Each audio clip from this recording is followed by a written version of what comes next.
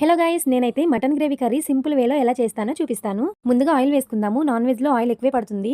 Oil కాగిన తర్వాత బిర్యానీ ఆకు, చెక్క, లవంగం వేసుకుని ఫ్రై చేసుకోవాలి. దాని తర్వాత చిన్న ముక్కలుగా కట్ చేసిన ఆనియన్స్ వేసుకోవాలి. ఇందులో కొంచెం సాల్ట్ వేసుకుని ఫ్రై చేసుకోవాలి. దాని తర్వాత అల్లం వెల్లుల్లి పేస్ట్ వేసి పచ్చివాసన పోయేదాకా ఫ్రై చేసుకోవాలి. ఇప్పుడు నీట్ గా కడిగి పెట్టుకున్న మటన్ కూడా వేసేసుకోవాలి. ఇప్పుడు మొత్తం ఒకసారి నీట్ గా కలిపేసుకోవాలి. ఇందులోనే కొంచెం పసుపు, కొంచెం సాల్ట్ వేసి కలుపుకోవాలి.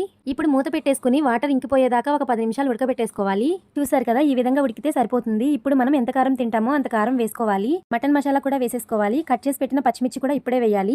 ఎందుకంటే మటన్ ఎక్కువసేపు ఉడకాలి కాబట్టి పచ్చిమిర్చి ముందే వేస్తే మొత్తం పేస్ట్ అయిపోతుంది.